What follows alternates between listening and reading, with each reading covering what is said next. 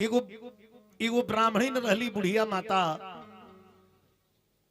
वो एकादशी व्रत भूख रहली।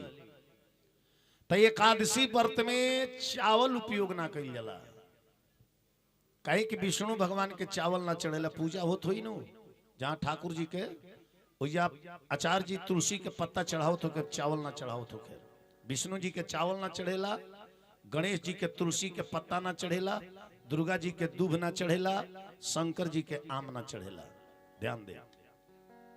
तो बुढ़िया माई एकादशी भूखा रही, गरीब रहली, काल व्रत के पारण करे के बाद एकादशी व्रत के पारण नक्षत्र मुहूर्त के अंदर अगर कर ले तो व्रत राउर सफल बा। नइखे घर में कुछ पारण करे के तो एगो तुलसी के पत्ता मुंह में डाल के पानी पी ली, राउर व्रत पूर्ण हो गई।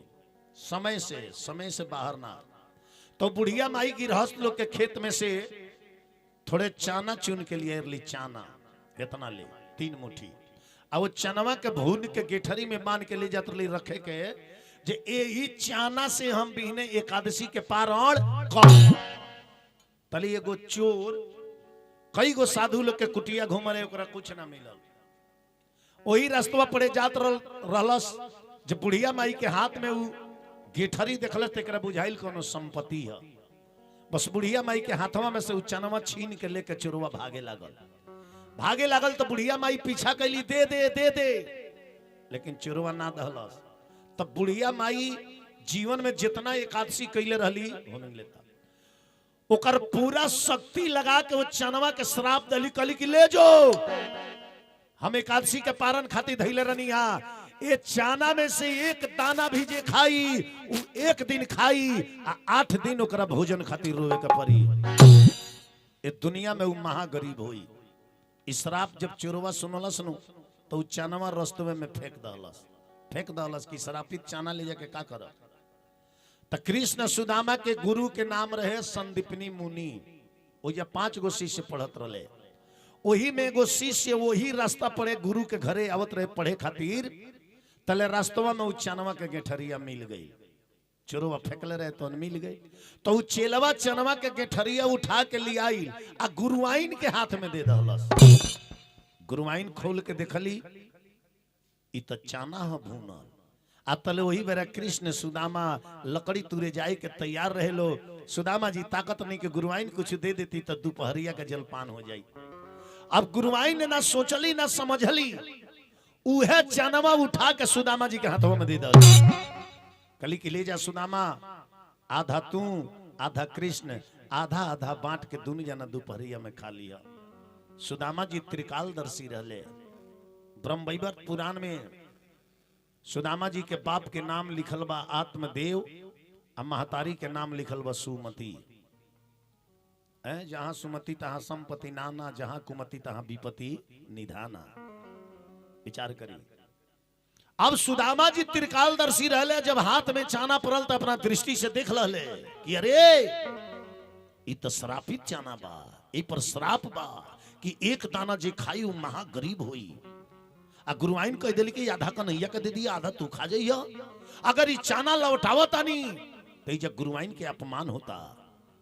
अब यदि ये चाना में से आधा हम अपना मित्र कन्हैया के देता नहीं तो हमार मित्र गरीब होता रहे। सुदामा जी प्रतिज्ञा कईनी कि दुनिया के जितना गरीबी हुई हम अपना ऊपर ले ले, जितना श्राप हुई अपना ऊपर ले ले, लेकिन ये चाना में से एक दाना अपना मित्र कन्हैया के हम ना दे, काहे कि श्रापित चाना बा।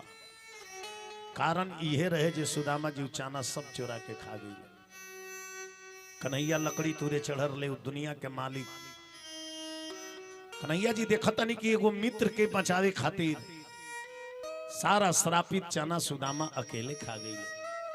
कन्हैया जी उतरनी सुदामा के अखबारी में धके अपना हृदय में भगवान कनी हृदय में, जा सुदामा एगो मित्र के बचावे खातिर दुनिया के सारा श्रापित कष्ट तू उठा ला।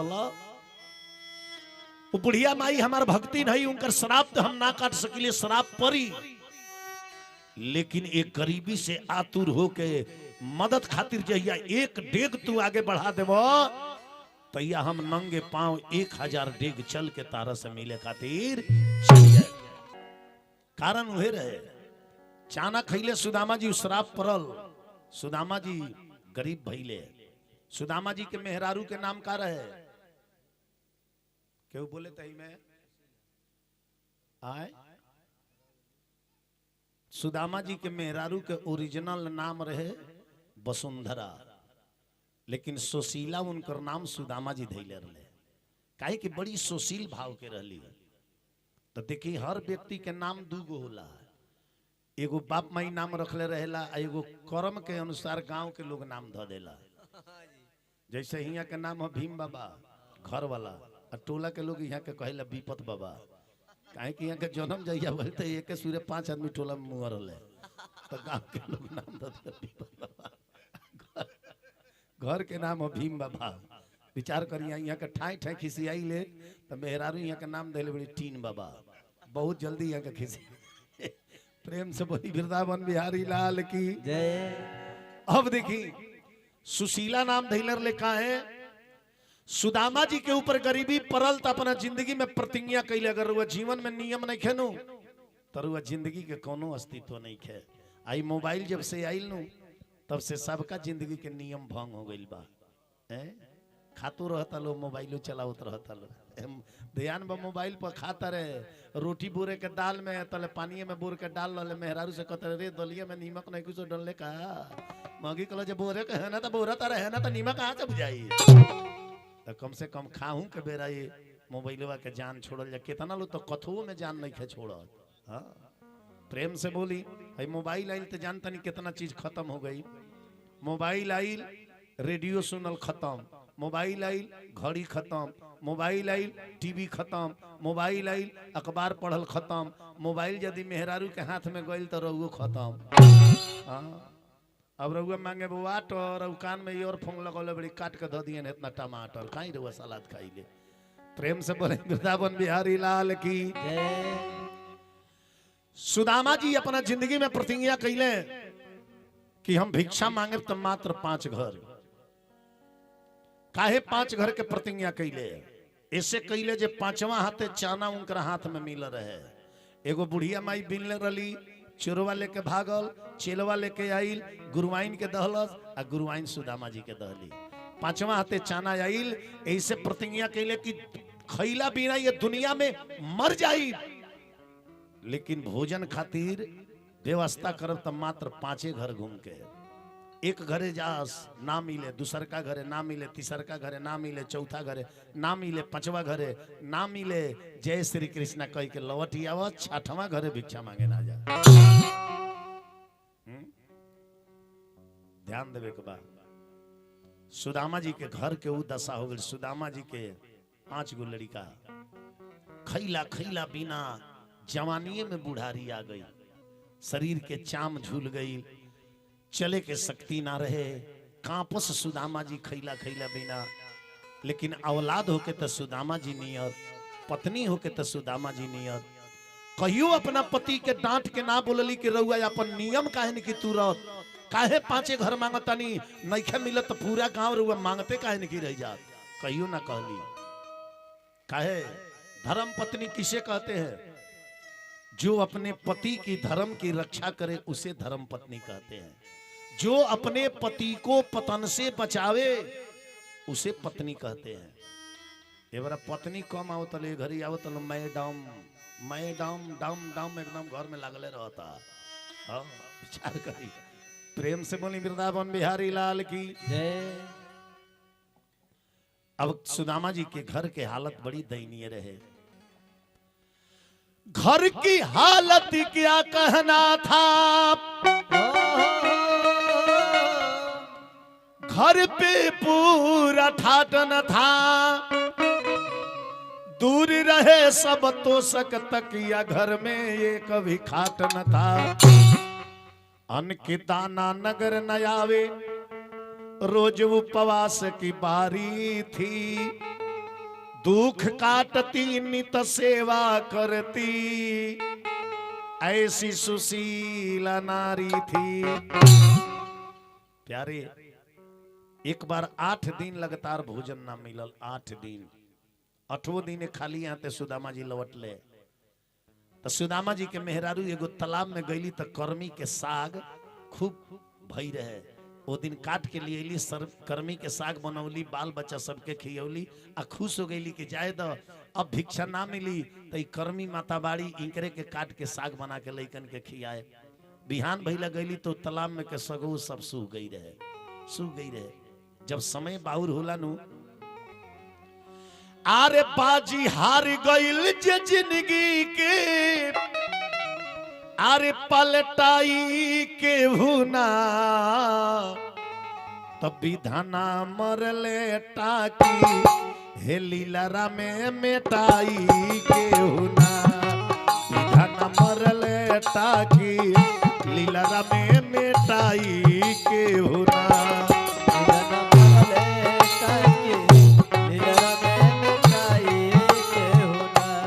से सुनी कथा भजन सुन लिहल अलग बात है आ सुन के ओकरा के समझ लिहल अलग बात है। बाजी हार गईल जिंदगी के अरे पलटाई के हुना तब विधाना मरले टाकी हे लीला में मेटाई के हुना विधाना मरले टाकी लीला में मेटाई के हुना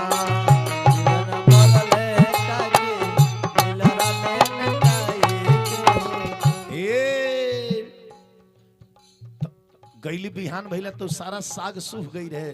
तो तालाब के किनारे बैठ के कहत रही भगवान से का कावना कलम से लिखल भगिया हो लागल भूखिया के अगिया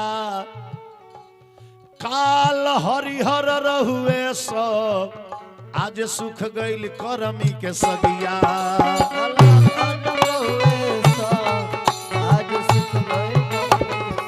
हो एने लागल बा भूख के अगिया एने सुखल करमी के सगिया ए हो जहिया जैब तहिया अगवा पछवा जाई के हुना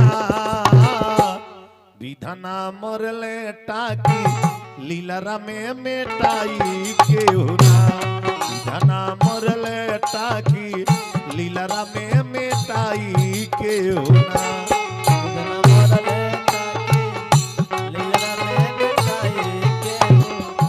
तो जैसन करब ध्यान दो हो जैसन करब कर्म कमाई एक दिन आगे तारा आई जैसन करब कर्म कमाई एक दिन आगे तारा आई जैसन करब तू पढ़ाई ओइसन परीक्षा दियाई जैसन करब तू पढ़ाई ओइसन परीक्षा हे जैसन करब तू पढ़ाई ओइसने नंबर भेटाई। ए बबुआ ध्यान दो जहिया हार जइब ए जिंदगी से जहिया हार जइब ए जिंदगी से जीताई के हुना विधान मरले टाकी लीला में मेटाई के हुना विधान मरले हो टाकी लीला में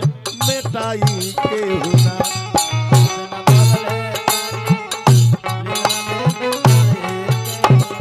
विचार करी कर्मी के साग भी सूख गई। एक दिन सत्यभामा जी कहली कि महाराज रउआ दुनिया के मालिक हई आ राउर मित्र हवन तनी असर रउआ ताक देती नहीं तो उनकर जिंदगी संवर जाई। देखी भिक्षा मांगे चल दिले बड़े 8 दिन से भोजन नहीं खे मिलल कोनो परिवार के तनी आजो कृपा कर दीजिए 8 दिन पर तनी भेंट आ जाओ। कन्हैया जी हंस के कनी सत्यभामा आज तो सुदामा के भाग में भोजन बिल्कुल नहीं है, आजो उनका भाग में भोजन। सत्यभामा कहली कि रउआ यही जब ताकत नहीं हाँ रउआ कहता नहीं भाग में भोजन नहीं देखी हम भोजन देखे आओ तनी। सत्यभामा जी चल रही सुदामा जी 4 घरे भिक्षा मांग ले लड़ले 5वां घरे गईले तले सत्यभामा जी घर वाली के अंदर आके समा गईली कहली कि बाबा रही ऐजा दुआरी पर खड़ा रही लेके आओ तनी तनी रउआ खा ले लइकनों के खिया दे मन करी तो मलकाइनों के खिया दे ले जाए। अब एक पतल खीर लिया के सत्यभामा दहली खीर कली जी ले जाई सुदामा जी लेके चल दिले बड़े जय श्री कृष्णा जय श्री कृष्णा। तब सत्यभामा जी आके कन्हैया जी से कहनी तब जी अरे वे कहते भाग में भोजन है नहीं के सबसे बढ़िया भोजन देखे आइल मनी खीर। कन्हैया जी कनी देनु आइल बड़ू पहले कंठ तो चल जाओ तब नु मानल जाई कि भाग में बा। आगे चौराहा पर सुदामा जी खीर लेके जाता रहे हाला भई रहे हेने के लोग हेने भागता हेने के लोग हेने भागता। वही में एक आदमी आके सुदामा जी के देह में लड़ गईले सुदामा जी मुँहे के भरे गिर गईले खीर आगे फेंका गईल एगो कुकुर आके खाए लगल। कन्हैया जी कनी देख ल जेकरा भाग्य में बा से खाता जेकरा भाग्य में नहीं से मुँहे के भरे गिरल बा। तो देखी नो रउरा हाथ में से कोनो सामान लोग लेके भाग सकता लेकिन रउरा भाग्य में से केहू लेके ना भागी। ध्यान दे 10 गो रुपया बा हाथ में से छीन के केहू लेके भाग जाई हाथ में से लेके भाग जाई लेकिन रउरा भाग्य में से केहू लेके ना भाग सकेला। एक दिन राती कन सुतला में कन्हैया सुदामा जी अपना मेहरारू से कहले कि सुशीला तू नहीं खु जाना कन्हैया हमर बचपन के मित्र हुआ। मित्र ये 3 गो चीज पवित्र राखब दुनिया में मित्र चित्र और चरित्र। ये 3 गो पवित्र राखब मित्र चित्र और चरित्र। चित्र के अनुसार चरित्र हो और चरित्र के अनुसार यदि मित्र हो तो आप दुनिया के महान व्यक्ति बन सकते हैं। चित्र चरित्र दोनों ठीक बा यदि मित्र गड़बड़ भेटा गईल तो कहियो ना कहियो अपना चंगुल में फंसा के कुखाता लेके चल जाई रहुआ के। ध्यान दे सबेर भइला सुशीला कली जे सुनी वो दुनिया के मालिक हुए हम रउआ से कहेब नो कि अपना मित्र के लगे रउआ मिले जाए कुछ मांगे मत जाए मिले के बहाने जाए। अगर सच्चा मित्र हुई है नो तो आवे के बेरा विदाई के रूप में रउआ के जरूर कुछ ना कुछ दी है। खाली सुशीला की अपना मित्र से रउरा मिले जाई दुनिया के मालिक हुआन आवे के बेरा अगर तनियों से कुछ विदाई में दे दी है नो तो हमनी के गरीबी हट जाई जाई। सुदामा जी कहले कि हम ना जाई सुशीला कहली काहे सुदामा जी कहले कि हम ना जाई हम बचपन के मित्र हई आई बरा शरीर हमार वृद्धा हो गई बा शरीर के चाम झुलता फटही धोती फटही कुर्ता माथ पर पगड़ी ना पाँव में पन्ही ना हम जाई कहीं हमरा के कन्हैया ना चिन्हले हमार गैल को बेकार होई हमार बेइज्जतियो होई।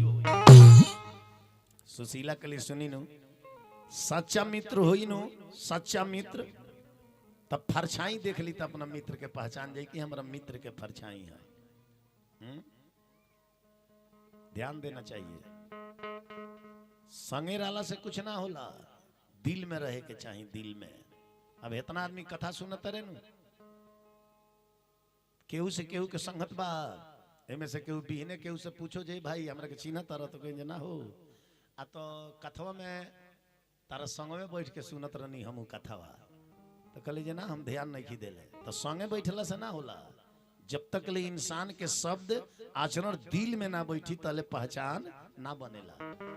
आ संगे रहला से केहू से पहचान ना बनावे के चाहिए संगे रहला से केहू को पहचान ना बनावे के चाहिए जब तक ले ओकर आचरण विचार दिल में ना बैठे तले ओकरा से दोस्ती के हाथ ना बढ़ावे के चाहिए। एबारा तो चलत रास्ता में लोग दोस्ती के हाथ बढ़ा देता है आ जब धोखा मिलता तो कपारे हाथ धके लोग रोवता। एगो माटी के बर्तन कीने जातन तो 4 हाली ठोक के चेक करतन जे कहीं चनकल नहीं खेनो आई दिल इतना कीमती बा एकरा के केहू के देवे के पहले रहुआ एको बेर टराइए नहीं मारत एकरा के दी कि ना दी आ दिल देइए दनी तो साफा ऑपरेशन क के ध दी एकदम तब कपारे हाथ धके रोवे के पड़ी। ऐसे कौनो भी कदम उठाई सोच समझ के। सुशीला कहली कि समय पर अरे काम में ना आवे बुलाऊ मीत कैसन समय पर काम ना आवे बुलाऊ समय पर काम ना आवे बुलाऊ मीत कैसन समय पर काम ना आवे बुलाऊ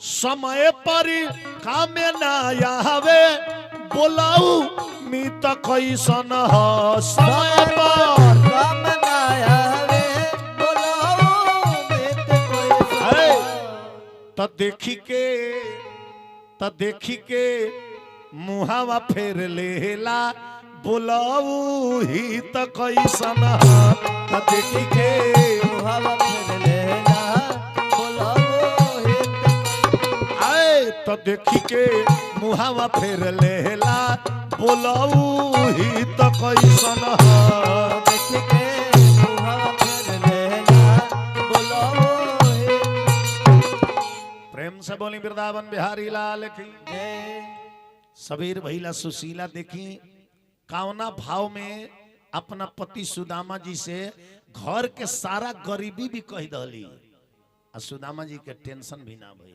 समझदार औरत पति के कोनो समाज के फरमाई कोनो सामान के फरमाइशी देवे से पहले वो पहले पूछी जब बगलिया में पैसा बा पति देव कहें जे का हो आ त कितना ले बा आ त 100-200 बा अच्छा ठीक बा जाई यही बार छोड़ दी यही बार के बाद भी हम कहे आ यदि कह दिले 1500 बा तो धीरे से लिस्ट लिख के धरा दिन कहीं सामान ले ले आ तो पतिदेव के बगली में पैसा है लेने का वही बड़ा लिस्ट धरा दनी उनका जाकर उधार ही लेवे के पड़ी मुड़ी पर कर्जा हुई कि ना हुई।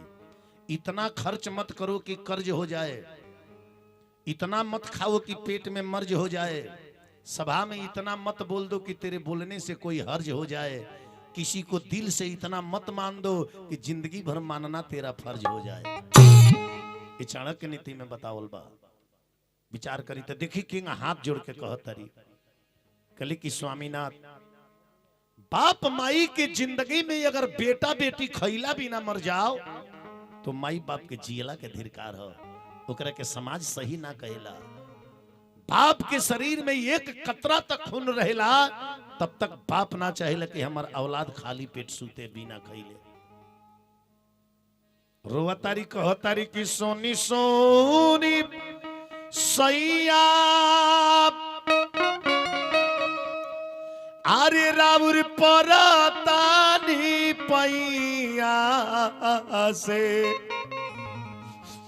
अरे अब नहीं दुखावा सहाता ए बलमुआ अब नहीं दुखवा सहता ए बलमुआ। सुनी सुनी सैया राउर हम परतानी पैया से अब नाही दुखावा सहता ए बलमुआ। अब नहीं दुखवा सहता ए बलमुआ। हई देखे एगो साड़ी में दू भाग क के हम पहनताली, हई फटही लुगारिया हमर तरिया ढाकाते नहीं खे, हर कहला बिना तनिको ना रहता ए बलमुआ। कहला बिना तनिको ना रहता ए बलमुआ। हर कहला बिना तनिको ना रहता ए बलमुआ। कहला बिना तनिको ना रहता ए बलमुआ। आनवा भइल दावा अरे घर में ना एको पावा, हई बबुआ मांगले सन जल खावा ए बलमुआ। बबुआ मांगेले सजल खावा ए बलमुआ। हई बबुआ मांगले सन जल खावा ए बलमुआ। बबुआ मांगेले सजल खावा ए बलमुआ। आई घर के बर्तन के दासा देखे भाई, आई देखी तई घर के बर्तन फूटल बाट तसली तावा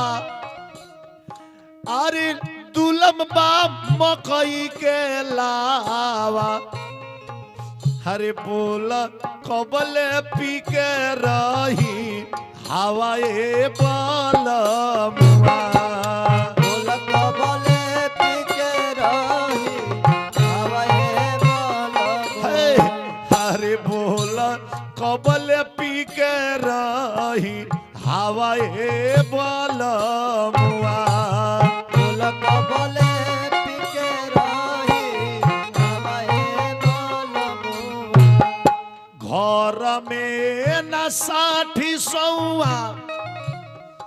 अरियाबा कुछ करी रउआ हई पेटावा भइल भूखिया से आवाए बलमुआ पेटवा भइल भूखिया से हवाए बलमुआ हई पेटावा भइल भूखिया से आवाए बलमुआ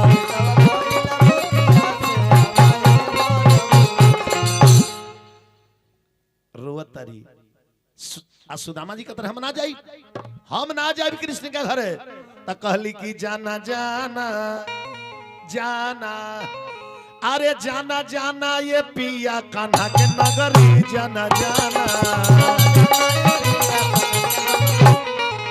हे, जाना जाना ये पिया कान्हा के नगरी जाना जाना अरे जदि बलमुआ तू हवा न जइब आहे 5 लड़िकवन के जियत नहीं पैब त खाना खाना खाना खाना खाना अरे खाना पीना लौके सब कर खटरी जाना जाना ये जाना जाना ये पिया कान्हा की जाना जाना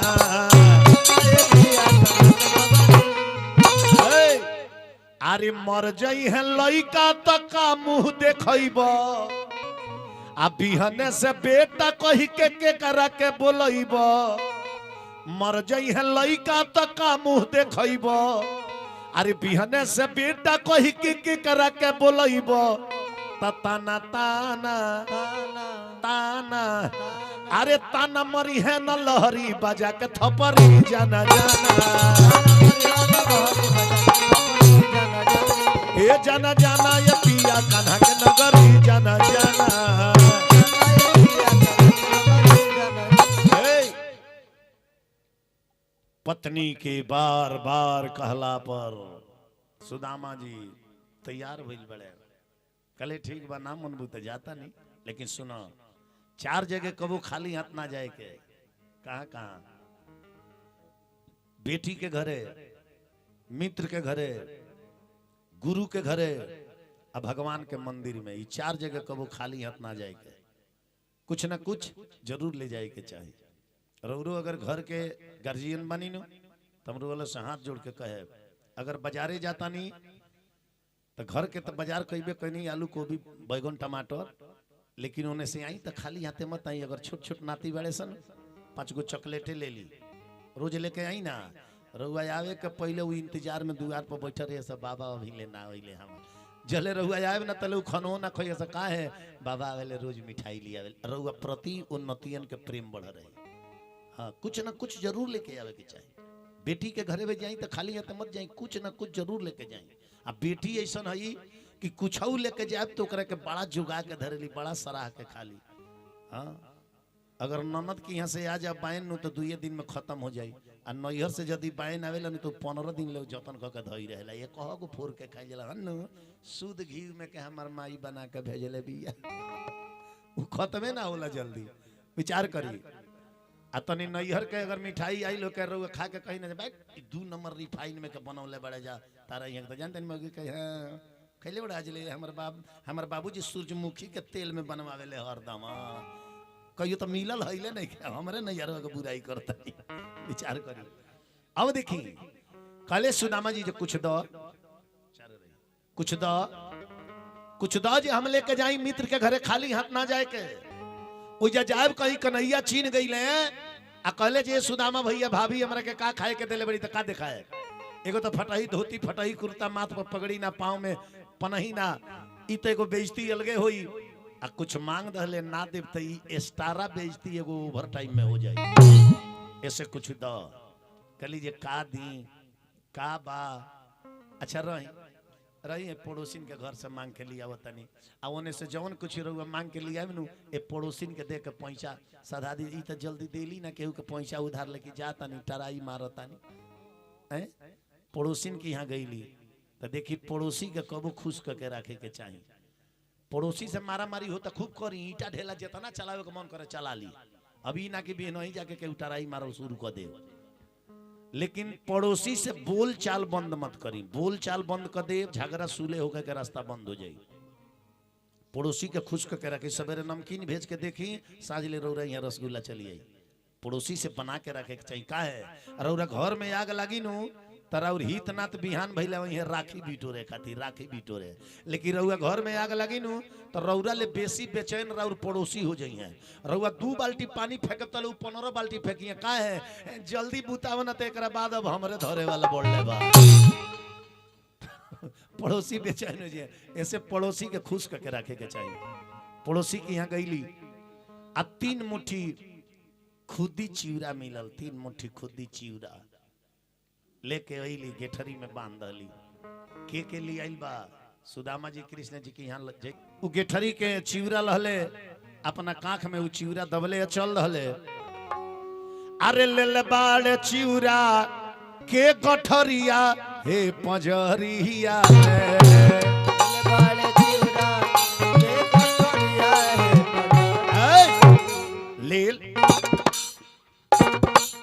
ले बाल चिउरा के गठरिया हे पंजरिया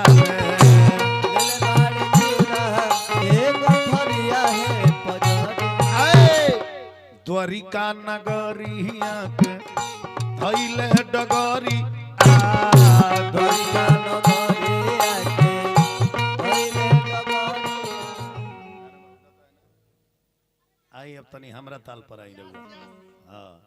अरे द्वारिका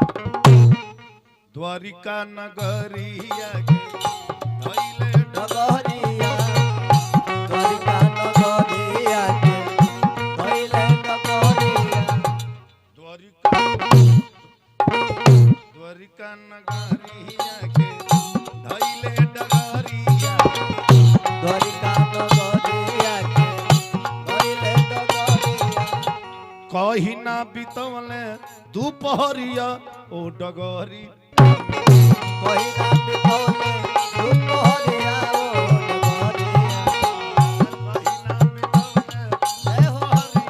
ओ डगरिया कहीं ना बितवले दोपहरिया ओ डगरी। देखिए झलिया का कहता काय किटी काय किटी काय किटी काय किटी काय किटी काय काय काय किटी काय काय काय काय किटी काय कहता। अब ये झलिया देखी क्या कही कहू कहू सीताराम कहू कहू सीताराम कहू कहू सीताराम कहू कहू सीताराम सीताराम सीताराम सीताराम सीताराम सीता कहू कहू सीताराम कहू कहू सीताराम कहू कहू सीताराम सीताराम सीताराम सीताराम सीताराम सीताराम कही ना बितवले दोपहरिया कही ना बितवले दोपहरिया कही ना बितवले दोपहरिया कही ना बितवले दोपहरिया कही ना बितवले दोपहरिया कही ना बितवले दोपहरिया गलियन गलियन पूछले सुधा गलियन गलियन पूछले सुधा गलियन गलियन पूछले सुधा गलियन गलियन पूछले सुधा कौन हट कान्हा के अटरिया है नगर कौन हट कान्हा के अटरिया है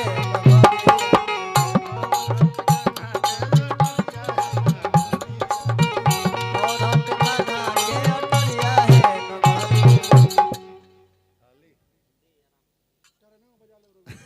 ट्रेनवा में ट्रेन वाला क्वालिटी दूसरा रहला कह रहे रहते तो वही लगले बता देले रहती। प्रेम से बोली वृंदावन बिहारी लाल की। जय अब देखी जब समय बाउर होला नु तो केहू से रास्तो पूछे तो लोग रास्ता सही ना बतावेला। समय जब बाउर होई नु तो रास्ता भी लोग सही ना बतावेला। सुदामा जी लोग से पूछत रहे कि हमरा कन्हैया के घरे जाए के बा, तो उनकर दशा वस्त्र देख के लोग पागल समझ के ढाई देता। हटा कन्हैया की यहाँ जाई है। दुनिया का मालिक देखत रहे कि सुदामा आ गई बड़े, तो स्वयं भगवान ही को वृद्धा के रूप बना के यही नहीं आके पूछनी है, बाबा बाबा कुछ खोजता नहीं का, कुछ खोजता नहीं। सुदामा जी कनी हमरा हमरा हमरा हमरा हमरा हमरा कन्हैया के घर जाए के बा। तो देखिए भगवान स्वयं भगवान रूप बदल के आई बतवनी कि बाबा हाउ सामने जौन अलिशान बिल्डिंग देखत नहीं जहां 10 गो दरवान खड़ा बड़े, वही घर के अंदर कन्हैया रहे ले, वही घर के अंदर कन्हैया रहे स्वयं जी नारायण हो। उहा के कहता नहीं कि वही घर के अंदर कन्हैया रहे ले। हमनी के का कहिले सन, ई घर हमार, ई घर हमार। तार के ना हो, तारा बाबूजी के भैया न कल तार के ना हो जाई है? ना घर तेरा ना घर मेरा चिड़िया रैन बसेरा। ई केहू का स्पेशलिस्ट घर ना हो कि जिंदगी एक किराए का घर है, एक ना एक दिन बदलना पड़ेगा। एक किराए का घर है, एक न एक दिन बदलना पड़ेगा। हो जिंदगी एक किराए का घर है, एक न एक दिन बदलना पड़ेगा। जिंदगी एक किराए का घर है, एक न एक दिन बदलना।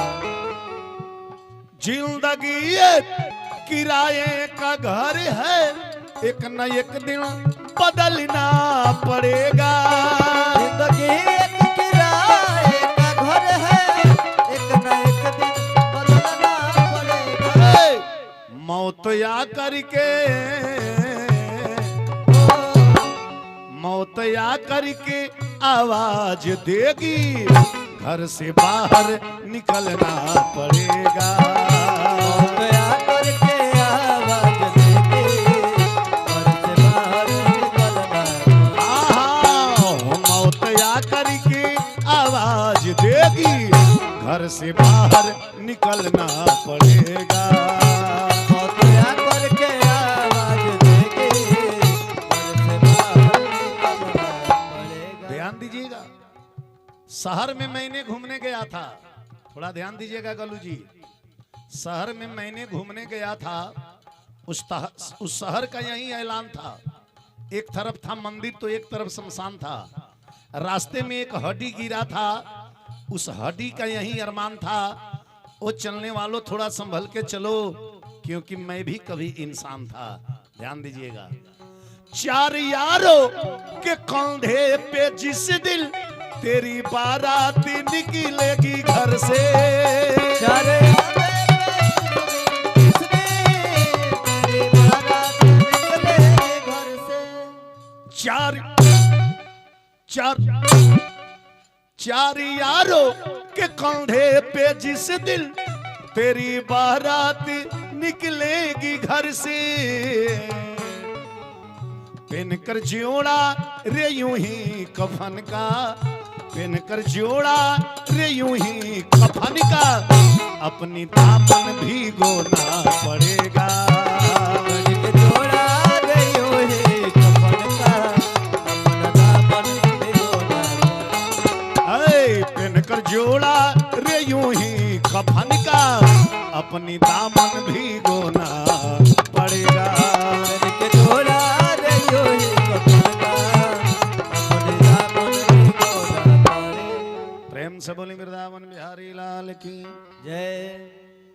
कन्हैया बता के चल गई नहीं। अब सुदामा जी लंगड़त लंगड़त धीरे धीरे वो गेट पर गई बड़े। कौना गेट पर? जहाँ कृष्ण जी रहत नहीं वो महल के गेट पर। जब वो मेन गेट पर है, सुदामा जी घुसी के चाहनी तले दरबान लो रोक दिया, खबरदार ए बाबा हेने कहा सनसनाइल घूमल जाता नहीं, ये मेन गेट के अंदर कहा सनसनाइल ढुकल जाता नहीं, एही में भिखारी लोग के गइल माना बा। जौन चीज रौरा चाही यही जा मांगी, यही जैसे हमनी के दे देव सन, भिखारी लोग के अंदर गइल माना बा। सुदामा जी मुड़ी गाड़ रहे, कहले कि ओ बेकारे में मेहरारू के बात मननी है, अभी प्रथमे गेट पर ही दासा बा, अब भीतरी गइले के बाद कौन दासा होई अब भगवान जानस। सुदामा जी कहनी कि काहे हमरा के डांटा तारलो, हम कन्हैया से मिले आइल बनी। दरवानवा कहलो से मिले आइल बनी बुझाता कि शरीर के संगे संगे बाबा का बुद्धियो फेल हो गइल बा। अरे जौना कन्हैया के दर्शन खातिर लोग 10-10 हजार बरिस तपस्या करेला, आई पंडित जी सीधे कन्हैया जी से मिल ही चल दिले बड़े। ए बाबा मती गति ठीक बा, जे मतियो फेल बा। तब सुदामा जी कहनी काहे हमरा के डांट तारलो, हम कन्हैया के बचपन के मित्र हई। जब सुदामा जी कहनी कि हम कन्हैया के बचपन के मित्र हई, काहो मैंने तोहरो चैन नहीं खाई एको मिनट दहिया में, मैंने वो गदवा जले फार ना देबो तले चैन ना मिली ना, ओकरा के एके बेर ओढ़ के बढ़ जा। अब हेंगा ओढ़ले बड़ा बुझाता जे गौन हरी मेहरारू लेखनिया, गोड़वा हाथवा खाली ढाकल मुहवा लौके दो, हाँ वही ढाक लो। प्रेम से बोली वृंदावन बिहारी लाल की। विचार करी, जब सुदामा जी कहले कि कन्हैया के हम बचपन के मित्र हई, तो दरबानवा औरी हंसे लगले बुझाता सचमुच में बाबा पगला गइल बड़े। होई बाबा कहतर जे हम कन्हैया के मित्र हई, कहवा कन्हैया आ कहवा ई फटही धोती कुर्ता पहनले झूलल चाम लहले हई, हई पंडित जी आ कृष्ण के कहीं मित्रता हो सकेला। सुदामा जी रोवे लगले, कहले कि तार लोग के नहीं खे विश्वास नो, हमार नाम मन धरियलो ना, खाली कन्हैया से इतने बात कही हलो कि कही आइल बा कन्हैया तोहार पुरन का मीतावा, कही आइल बा कन्हैया तोहार पुरन का मीतावा, कही आइल बा कन्हैया तोहार पुरन का मीतावा। खाली इतने कहियलो कि ये कन्हैया तहार पुरान का मित्र आइल बड़े, वो एकदम समझे न हमार नाम मन धरियलो, आ हम कुछ मांगे नहीं खे आइल ना ना ना ना, हमरा कुछ ना चाही ई है इच्छा मन माही, हमरा कुछ ना चाही ई है इच्छा मन माही, हमरा कुछ ना चाही ई है इच्छा मन माही। तब उनका दर्शन के भूखाइल बा, हो उनका दर्शन के भूखाइल बा, पुरन का मीतवा हो उनका दर्शन के भूखाइल बा, पुरन का मीतवा रे उनका दर्शन के। कही हो आइल बा कन्हैया तोहार पुरन का मीतवा हो, कही हो आइल बा कन्हैया तोहार पुरन का मीतवा रे कही हो आइल बा कन्हैया। हमके भेजले बाड़ी स्त्री ऊ हवे दुनिया के मिस्त्री, हमके भेजले बाड़ी स्त्री ऊ हवे दुनिया के मिस्त्री, तब उनका फिक्री दुबराइल बा, हो उनका फिक्री दुबराइल बा, पुरन का मीतवा उनका फिक्री दुबराइल बा, पुरन का मीतवा रे उनका फिक्री दुबराइल। बार बार सुदामा जी कहतन कि जाके कह दियलो कि तहार पुरान का मित्र आइल बा। तो देखी सुदामा जी दूत लो से केंगा कहत रहे। अब वो दू गो दूतवा में से एगो दूतवा कहलस कि ए बाबा से हुजत कैला के का जरूरी बा, चल के कन्हैया जी से कहा जाओ जे एक जना पंडित जी आइल बड़े तो दोनों दूतवा दौड़ल गईले जा आ कन्हैया जी से कहले जा प्रभु भगवान कनी का हो दोनों दूतवा कहले जा प्रभु एगो वृद्धा पुरनिया पंडित जी आइल बड़े मेन गेटवा पर फटही धोती बा फटही कुर्ता बा शरीर में के चाम झूलता माथ पर पगड़ी नहीं के पांव में पनही नहीं के बाबा के चेहरा से बुझाता कि बाबा 1 महीना से भोजन नहीं खन कइले उ दूतवा कहलस अरे माथे नहीं खे पगड़ी सुखल अरे लकड़ी लेखा ठटरी एगो पंडित जी अइले कि माथे नहीं खे पगड़ी सुखल लकड़ी लेखा ठटरी एगो पंडित जी अइले ना जाने कहवा उनकर ग्राम एगो पंडित जी अइले ना जाने कहवा उनकर ग्राम एगो पंडित जी अइले ना जाने कहवा उनकर ग्राम एगो बाबा जी अइले ना जाने कहवा उनकर ग्राम एगो बाबा जी अइले फाटल कुर्ता धोतिया बाटे बौरे हलतिया एगो पंडित जी अइले फाटल कुर्ता धोतिया बाटे बहुरे हलतिया फाटल कुर्ता धोतिया बाटे बौरे हलतिया एगो पंडित जी अइले तो झूलतावे देही आके चाम एगो पंडित जी अइले आवे देही आके चाम एगो झूलतावे देही आके चाम एगो पंडित जी अइले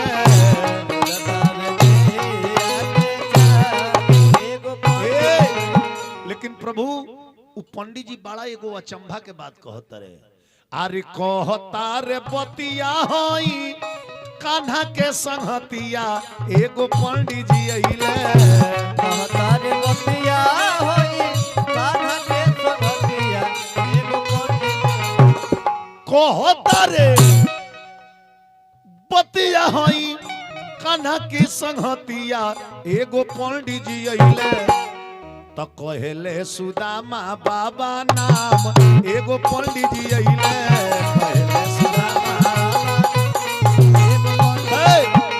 सुदामा सौ पर सुन के तो पर दौड़ के आ मौ पर आके कृष्ण जी अपना मित्र सुदामा से मिले सुदामा 100 पर सुन के 2 पर दौड़ के मौ पर आके मिल गई तो सोनी के बचनिया कन्हैया अरे अपन छोड़ ले वसनिया अपन मितऊ से मिले अरे अपन मितऊ से मिले तो नंगे पाँव गईले घन श्याम अपन मितऊ से मिले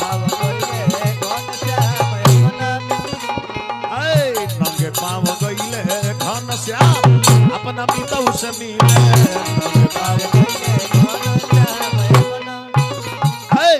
भगवान नंगे पांव सुदामा सुदामा सुदामा कहत भगवान कन्हैया दौड़ल गाला में के माला टूट के फरके फेंका गई पीताम्बरी फरके फेंका गई भगवान नंगे पांव दौड़ल बानी रोवत आठों पटरानी लो अचंभा हो गई अरे ई के आगल जेकरा खातिर भगवान इतना व्यग्र होके दौड़ल बानी सारा लोग पीछे से दौड़ल बा कन्हैया जी आके सुदामा जी के अखबारी में पकड़ के रोवतनी जितने कन्हैया जी रोवतनी उतने सुदामा जी रोवतनी सुदामा जी के शरीर के तासा जब देखनी कृष्ण भगवान फुका पार के रोवे लगनी सुदामा जी नंगे पांव चल रहे बेवाह फाट रहे पांव से छर छर खून बह रहे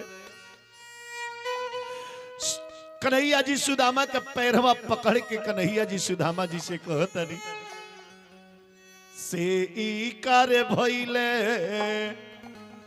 अरे देहिया के हाल मोर मितवा ई कर भइले देहिया के हाल मोर मितवा से ई कर भइले देहिया के हाल मोर मितवा कर भइले देहिया के हाल मोर। अरे बिना रे पनहिया के कैसे वैल रहिया कैसे वैल रहिया हो अरे पलैया के कैसे वैल रहिया कैसे वैल रहिया। अरे बिना रे पनहिया के कैसे वैल रहिया कैसे वैल रहिया हो से पहिले काहे ना से पहिले काहे ना ओइल ता काल मोर मितवा पहिले काहे ना ओइल ता काल मोर। से ई कर भइले देहिया के हाल मोर मितवा कर भइले देहिया के हाल। अरे धई धई बहिया के रोवेले कन्हैया रोवेले कन्हैया हो गई बहिया के रोवेले कन्हैया रोवेले कन्हैया।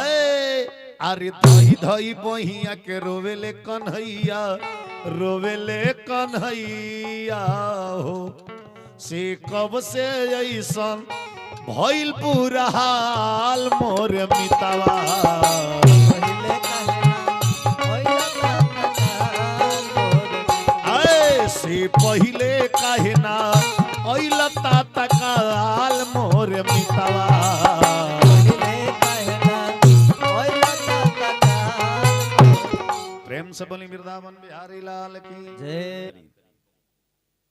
जौना सिंहासन पर भगवान कन्हैया बैठी वो सिंहासन पर सुदामा जी के बैठावे लगे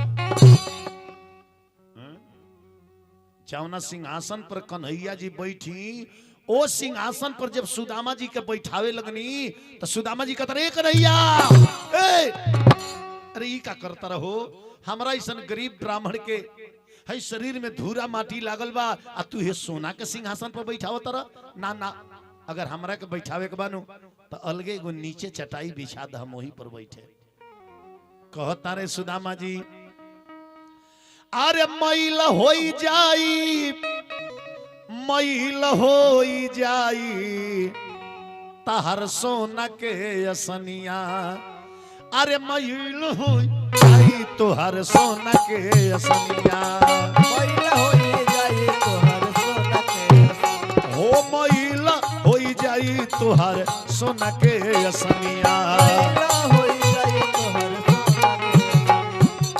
अभिनो से माननाथ बतिया के जाना अभिनो से माननाथ बतिया के जाना अगर हमरा के बैठावे के बानू हमरा ऐसा गरीब ब्राह्मण के ओ लगे बिछा दो ना ओ लगे बिछा दो ना भुइया चटाई मैल होई जाई तहर सोनक असनिया मैल होई जाई ओ तो हर सोना के असनिया मैल होई जाई प्रेम से बोली वृंदावन बिहारी लाल की जय।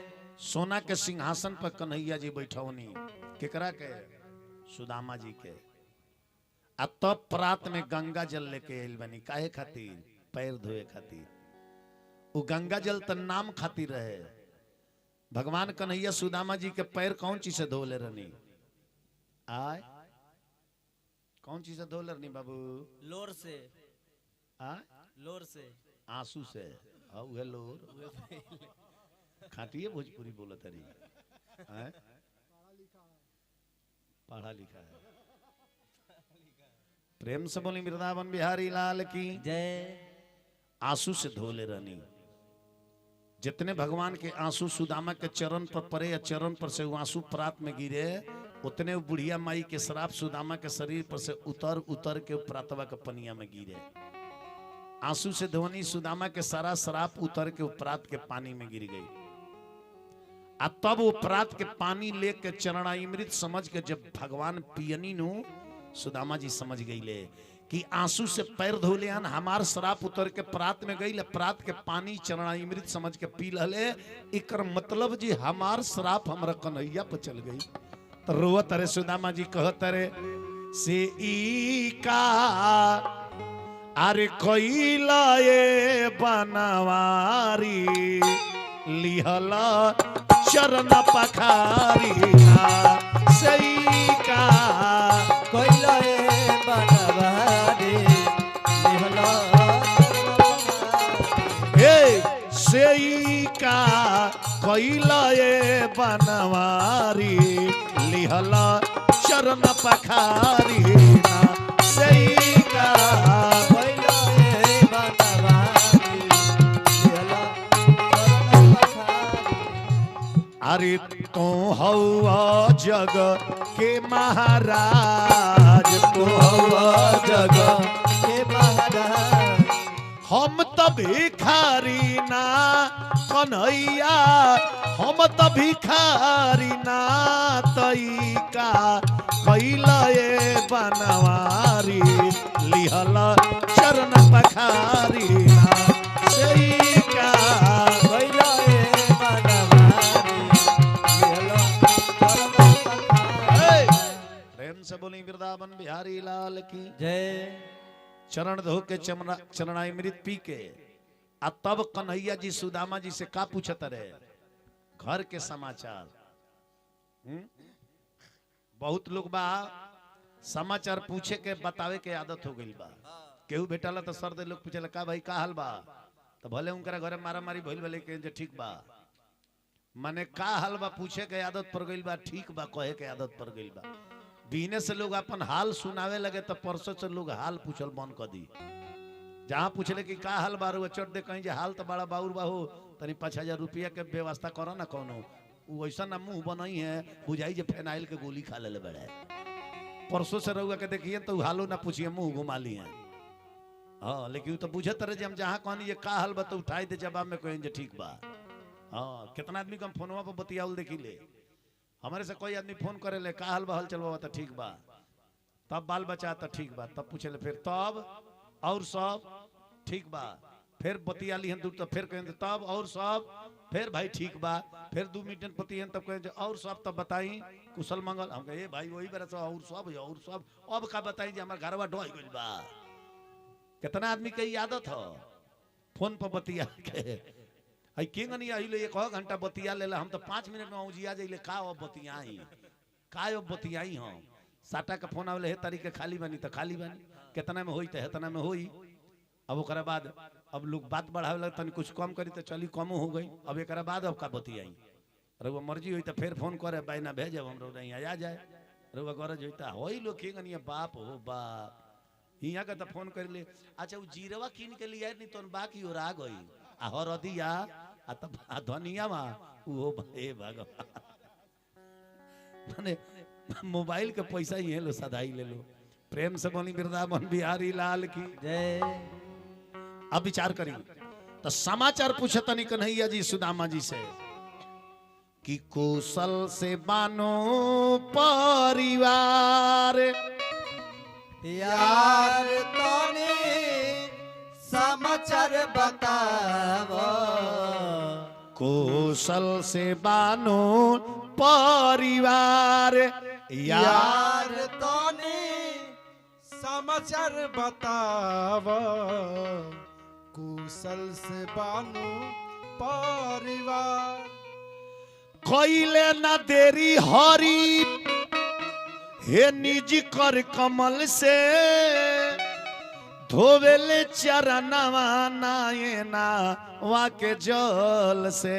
कोइले न देरी हरी निज कर कमल से धोवेले चरणवा नयनवा के जल से। अरे कोइले न देरी हरी हे निज कर कमल से अरे धोवेले चरणवा नायना वाके जल से। इहे हो सनातन संस्कार यार तानी समाचार बतावा कुशल से बानो परिवार यार तोनी समाचार बतावा कुशल से बानो परिवार। ये दुनिया में रहुआ लखपति हो जाए, करोड़पति हो जाए, अरबपति हो जाए, लेकिन रहुआ त्रिलोकपति ना हो सकीले, तीनों लोक के मालिक ना हो सकीले। कि सोना लखपति करोड़पति अरबपति आ ब्राह्मण के चरण धोवले त्रिलोकपति। सोना लखपति करोड़पति अरबपति ब्राह्मण के चरण धोवले त्रिलोकपति। सोन लखपति करोड़पति अरबपति ब्राह्मण के चरण धोवले त्रिलोकपति। चरण पर गरे ले लीलार यार तानी समाचार बतावा कुशल से बानो परिवार यार तोनी समाचार बतावा कुशल से बानो परिवार। कहता रे हलचल बाबा बेंदुआर में गाके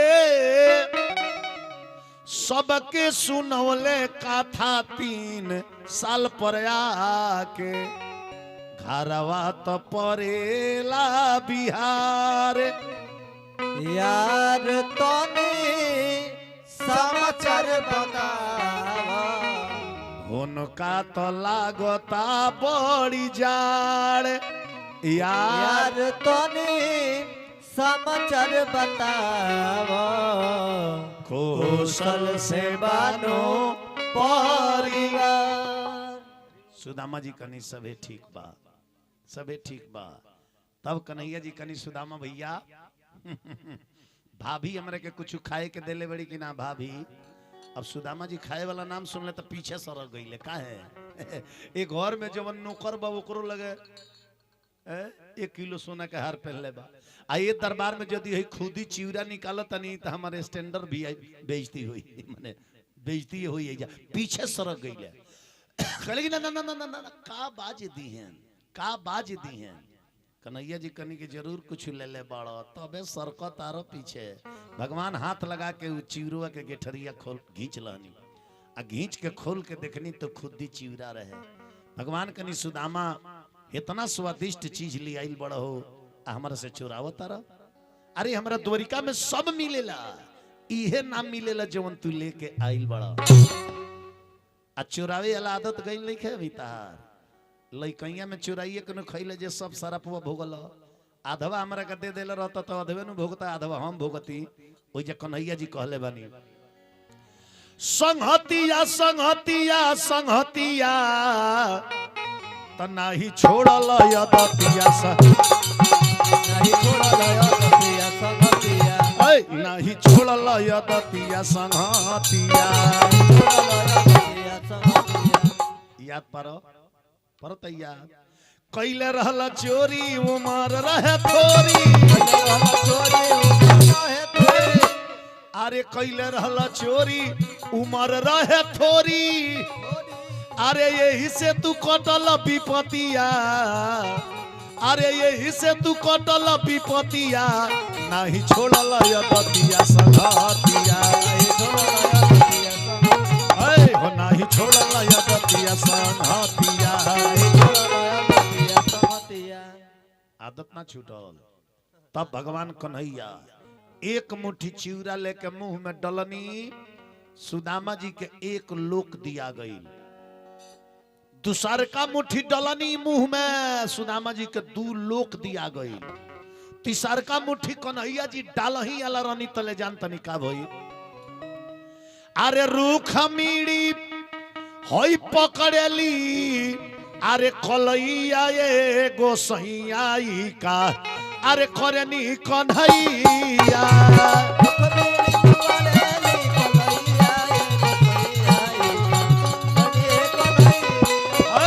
रुख मीड़ी पकड़ली कलैया ये गोसैयाई का करनी कन्हैया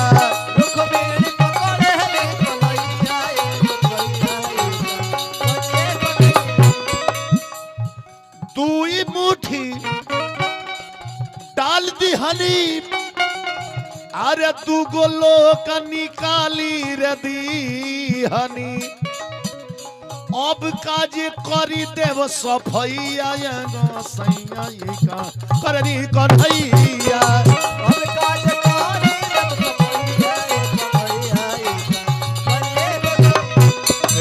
अब कांत करते हम सफैया कन्हैया का करनी गोसैया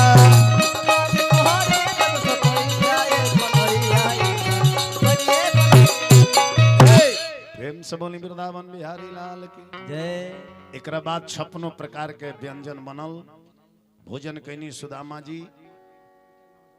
अब सुदामा जी सोचतानी कि जले जाए के ना कहे तले कुछ दी है ना।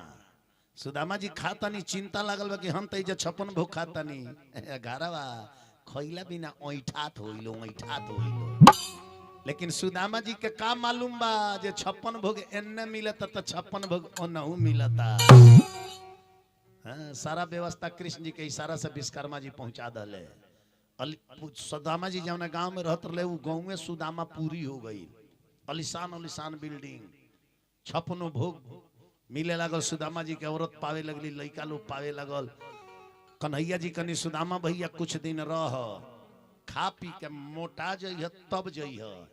सुदामा जी के चिंता लागल बा घर के, हम खा पी के है न मोटाए तले घरवा खैला बिना सब जना के अर्थी सजा जाइया। तो सुदामा जी कने कन्हैया भैया हमारे के रोका मत। अरे सोना ये कन्हाई भाई हमें मत बिलमाई जी कहे कि हमरे बोरिया ताकत होई है हे लइकवन के माई जी हमरे बोरिया ताकत होई है हे लइकवन के माई हमरे ताकत होई है बबुअन के माई जी हमरे ओरिया ताकत होई है बबुअन के माई। ढेर हम खैनी अब ना खियाई जी ढेर हम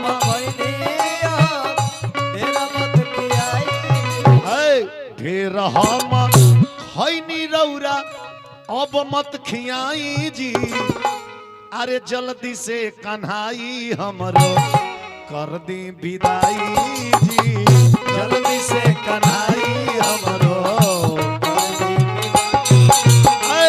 जल्दी से कन्हाई हमरो कर दी विदाई जी जल्दी से कन्हाई हमरो कर दी विदाई। कन्हैया जी कनी नाम मन बता चलो चलो। कन्हैया जी रथ निकलनी, सुदामा जी रथ पर बैठ गईले। बैठले तो रथवा पर सुदामा जी चारू बगल ताकत रे विदाई में का दी है ये दादा। रथवा तो खाली है बाई पर तो कुछ धइल ही नहीं खो बुझाता सुखले सुखले विदाई हुई कहाँ दो ना के रथ पर कुछ नहीं खन धइले का दी है।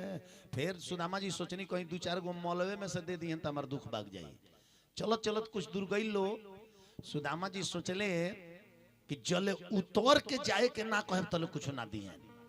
तो गांव के कगरी जब पहुंचलो तो सुदामा जी के ले कन्हैया भैया कहाँ ले जाइब बस हो गई एजा से हम चल जाए एजा से टहलते चल जाए। कन्हैया जी कनी के तो जा जा। अब कृष्ण जी उठ के खड़ा हो गई नी आ सुदामा जी जाए लगले जय श्री कृष्णा जय श्री कृष्णा। कुछ ना दहले ऑयल को डाढ़ हो गई 3 मुट्ठी चिवरो खा गईले जाते पैंचवा मांगी ओकरा के कहाँ से दियाई कुछ ना दहले घूम घूम के ताको सुदामा जी की कहीं देवे के भोर पर गई हो के तो अब कहीं बुलावे ले वो का बोलावसु तो हद से ज्यादा भेजवा देले रहले। जब कुछ ना मिलल आज सुदामा जी वहीं ताकत पीछे घूम घूम के ताकत नहीं कन्हैया जी एक सूर्य देखत नहीं जब कन्हैया जी के आंख से अलोत हो गई सुदामा जी तब कृष्ण जी रथ लौटा के लौटल बनी और सुदामा जी जब अपना गाँवे वहीले तो जहाँ इनकर पलानी रहे वही गईले तो देखत रहे कि आलिशान बिल्डिंग तैयार बा कहले जया ही बा अरे कन्हैया के यहाँ गईले कितना दुख भइले दादा चिरो खा गईले कुछ देबो ना कइले आ ओने कहनी तले बुझाता कहीं के राजा आइल आ मड़ैया उजार के बिक देले बा आ अपन बिल्डिंग ऐजे खड़ा कर देले बा अब लोग से पूछत रहे सुदामा जी ए भाई ऐजे पलानी रला एगो मेहरारू रलिया रवरे नियर अच्छा पांच गो लइका रले हसन केहू देखला गांव के लोग कहता हमनी के का देखी सन सुतर रही से सुत के उठत नहीं सन तो देखत नहीं सन जे पूरा गांव में बिल्डिंग हो गई बा सुदामा जी कहले कि अब अपना मेहरारू के कामना बिल्डिंग में खोजिए दादा सब बिल्डिंग एके बराबर बा सुदामा जी रोवत तारे लोग से पूछत तारे अरे का भइली हमारी मड़ैया हो विप्र करेले विचार अरे का भइली हमारी मड़ैया हो विप्र करेले विचार अरे कहवा के राजा बहु रहिले हो दिहल मड़ई उजार कहवा के राजा बहु रहिले हो दिहल मड़ई कहवा के राजा बहु रहिले हो दिहल मड़ई उजार अरे कुछ नहीं दिहल कन्हैया हो गइल बेकार अरे कुछ नहीं दिहल कन्हैया हो गइल बेकार तो ऊपरा से 3 मुट्ठी चिउरा हो चढ़ल हम पर उधार सुदामा जी पूछत जाता रहे अतले सुदामा जी के मेहरारू 5 ताला पर हली 5 ताला पर 5 ताला पर से सुदामा जी के देख लहली कहली कि ए पंडित जी ए पंडित जी सुदामा जी जब ऊपर तकले अपना मेहरारू के 5 ताला पर देखले तो कहले कि आही बा अरे तू ऊपर आ का करता रू हे दादा पंडित आन के खाली चिल्लाही के जानी ले ऊपर आई सब बता देता नहीं सुदामा जी कहले कि 5 ताला ले हमरा से चढ़ल जाई सुदामा जी के मेहरारू कहले कि ना 5 ताला ले चढ़े तो 3 ताला ले ऊपर आ जाए कहले जहाँ घींच घांच के 2 ताला ले ऊपर आ जाए कहली कि रउआ 2 ताला ऊपर आ जाए हम 3 ताला नीचे आ जाता सब बता देता नहीं जाई कौन व्यवस्था है तो 2 ताला ऊपर गईले 3 ताला नीचे आईली आके कहले कि बक हई बिल्डिंगे देख के घबराइल बनी बाग ई का बात चल के ना देखी अरे ई करौरा देखो तानी पंडित जी एकरा ले निमन बाबा था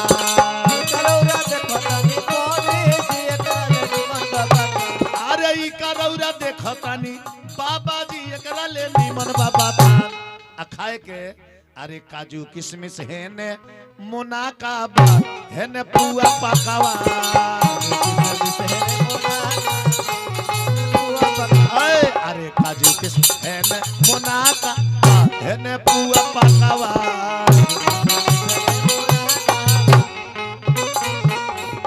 सब चिंता छोड़ी पंडित जी हारल थकल आइल बानी पंडित जी चल के कलिया स्नान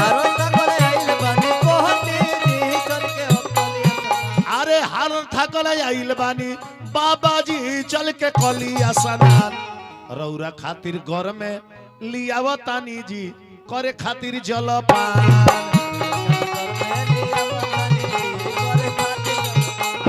रौरा खातिर घर में लियावतानी जी करे खातिर जलपान अरे हल चल बाबा गाना गावता रे जी जिला परेला सिवान तो सिवाने के मेन चौराहा पर हिनकर पान के दुकान अरे सिवाने के मेन चौराहा हिनकर पान के दुकान